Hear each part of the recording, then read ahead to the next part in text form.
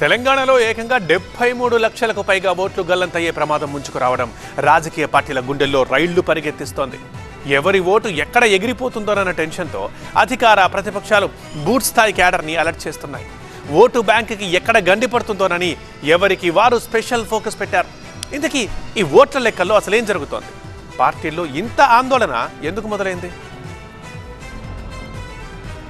తెలంగాణ రాజకీయాల్లో ఇప్పుడు ఎక్కడ చూసినా ఓట్ల గల్లంతుపైనే చర్చ జరుగుతోంది. ఏకంగా 73 లక్షలకు పైగా ఓట్లు గల్లంతయ్యే ప్రమాదం ఉందన్న వార్తలతో అధికార ప్రతిపక్ష పార్టీలన్నీ అప్రమత్తమయ్యాయి. జిల్లాల వారీగా వరుస రివ్యూలు జరుగుతున్నాయి. ఈ విషయంలో అందరికంటే ముందున్న అధికార కాంగ్రెస్ పార్టీ ఎస్ఐఆర్ ప్రక్రియపై వరుస రివ్యూలు చేస్తోంది. రాష్ట్రంలో 73 లక్షల ఓట్ల తొలగింపు, మరో 64 లక్షల ఓట్లను అనామలీస్ గా గుర్తించడాన్ని సీరియస్ గా తీసుకోవాలని సూచించారు మీనాక్షి నటరాజన్. ఇంత పెద్ద ఎత్తున ఏ రాష్ట్రంలోనూ ఓట్ల తొలగింపు జరగలేదని ఆందోళన వ్యక్తం చేశారు. గతంలో ఇతర రాష్ట్రాల్లో జరిగిన పరిణామాలను దృష్టిలో పెట్టుకుని అలర్ట్ గా ఉండాలన్నారు. ఇది బీజేపీ ఎన్నికల కమిషన్ చేస్తున్న కుట్రలో భాగమేనని ఆరోపించారు. నాయకులంతా వార్డుల వారీగా ప్రతి ఓటును పరిశీలించాలని సూచించారు. సీఎం రేవంత్ రెడ్డి కూడా ఎస్ఐఆర్ తో 21% ఓట్లు తొలగిపోయే ప్రమాదం ఉందన్నారు. హైదరాబాద్ కుమరం భీం ఆదివాసీ భవన్ లో జరిగిన మైనారిటీస్ ఎక్సలెన్స్ సమ్మిట్ లో ఎస్ఐఆర్ పై కీలక వ్యాఖ్యలు చేశారు సీఎం రేవంత్. ఓట్లు తొలగించాలనుకునే వారి కుట్రలు ఫలించకూడదని సూచించారు. చిన్న చిన్న తప్పులతో ఓట్లు పోయే పరిస్థితి రాకూడదన్నారు.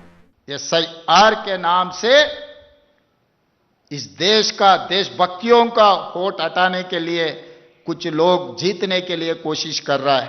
आप लोग देखें, वेस्ट बंगाल में, बिहार में, आने वाले दिनों में उत्तर प्रदेश में, हर जगह जगह में ऐसी कोशिश कर रहा है.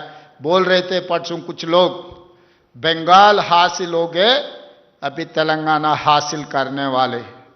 मैं एक बात साफ कहना चाहता हूँ, बंगाल में दीदी आपको छोड़ दिया भाई, यहाँ पर ऐसा कोई खामोश बैठने वाला नहीं है. Election commission of India, ED, income tax, CBI, SIR सब मिले तो भी आपको नहीं जिताने देंगे तेलंगाना में. గ్రేటర్ హైదరాబాద్ పరిధిలోని హైదరాబాద్, రంగారెడ్డి, మేడ్చల్ జిల్లాల్లో 60 నుంచి 70 లక్షల ఓట్ల తొలగింపునకు కుట్రలు జరుగుతున్నాయంటూ సీఎం రేవంత్ రెడ్డి ఆరోపించారు. 60-70 लाख वोट हटाने के लिए कोशिश कर रहे. सबसे ज्यादा हैदराबाद, रंगारेड्डी, मेडचल में निकाल रहे बोल के अखबारों में पूरा न्यूज आ रहा है. आप लोग भी पढ़े होंगे. ఇక ఇదే అంశంపై ప్రధాన ప్రతిపక్షం బీఆర్ఎస్ కూడా తీవ్ర ఆందోళన వ్యక్తం చేస్తోంది. ఏకంగా 74 లక్షల ఓట్లు గల్లంతయ్యే ప్రమాదం ఉందని మాజీ మంత్రి బీఆర్ఎస్ వర్కింగ్ ప్రెసిడెంట్ కేటీఆర్ అన్నారు. రాష్ట్రంలో కేవలం 2 కోట్ల ఓట్లకు మాత్రమే ఎస్ఐఆర్ ప్రక్రియ జరిగిందన్నారు. మొత్తం తెలంగాణలో ఉన్న ఓట్లు ఈ ఎస్ఐఆర్ ప్రక్రియ ప్రారంభం కాకముందు 3,39 లక్షలు. అందులో ఇప్పుడు దాదాపు 74 లక్షల ఓట్లు తొలగించబడబోతున్నాయి అనేది కొంత ఆందోళన కలిగించే పరిణామంగానే మేము చూస్తూ ఉన్నాం. అట్లాగే ఒక 60 లక్షల ఓట్లలో అనామలీస్ ఉన్నాయి అంటున్నారు.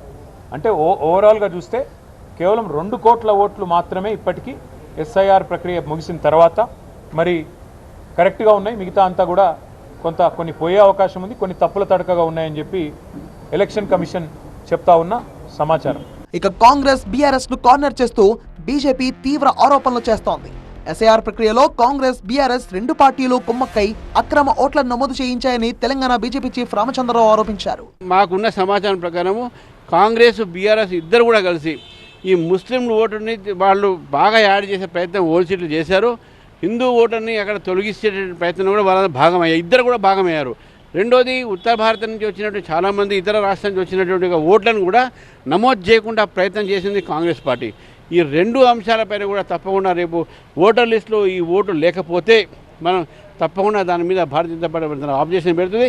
ఈరోజు కూడా ఫ్యామిలీ రిజిస్ట్రేషన్ సర్టిఫికేట్తోని దొంగ ఓట్లను చేర్పించే ప్రయత్నం మజ్లిస్ పార్టీ చేసే ప్రయత్నాన్ని బీఆర్ఎస్, కాంగ్రెస్ ఇద్దరు సపోర్ట్ చేసి కోర్టుకు పడ్డది.